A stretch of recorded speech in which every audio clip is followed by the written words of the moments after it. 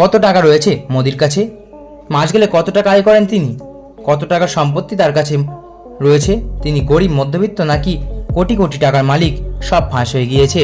উত্তরপ্রদেশের বেনারস আসন থেকে টানা 3বার প্রতিদ্বন্দ্বিতা করতে চলেছে মোদিজি।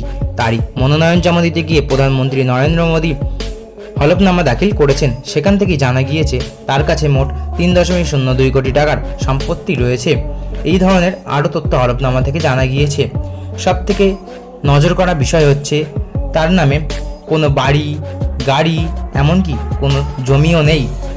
চলুন এবার জেনে নেওয়া যাক তিনি হলফনামায় আর কি জানিয়েছেন। মোদিজির হলফনামা অনুসারে তার সম্পত্তির পরিমাণ 3.02 কোটি টাকা, নগদ রয়েছে 52,920 কোটি টাকা। আর আশ্চর্য বিষয় হলো তার বেশিরভাগ সম্পত্তি রয়েছে এফবি আকারে।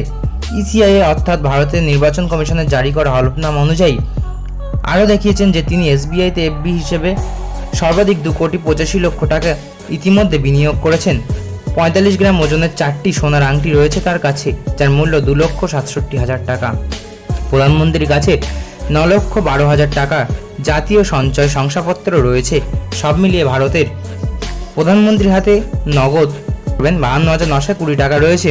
পিটিআই এর মতে প্রধানমন্ত্রী বিগত বছরে 3,33,000 টাকা আয়কর দিয়েছেন। হলফনামা থেকেই জানা গিয়েছে তার কোনো বাড়ি গাড়ি নেই। জাতীয় সঞ্চয় শংসাপত্র বা এনএসসি হলো সরকার দ্বারা সমর্থিত একটি নির্দিষ্ট স্কিম, যা পোস্ট অফিসের মাধ্যমে এই সুবিধা পাওয়া যেতে পারে। তো বন্ধুরা, এই ছিল আজকের ভিডিও। আশা করি ভালো লেগেছে। ভালো লাগলে অবশ্যই একটি লাইক করবেন এবং আপনার কী মতামত তা কমেন্ট বক্সে অবশ্যই জানিয়ে যাবেন। এবং আপনি যদি চ্যানেলে নতুন হয়ে থাকেন তাহলে চ্যানেলটি অবশ্যই সাবস্ক্রাইব করে যাবেন। এবং আপনি যদি ফেসবুক পেজ থেকে ভিডিওটা দেখে থাকেন তাহলে পেজটি অবশ্যই ফলো করে যাবেন। ধন্যবাদ।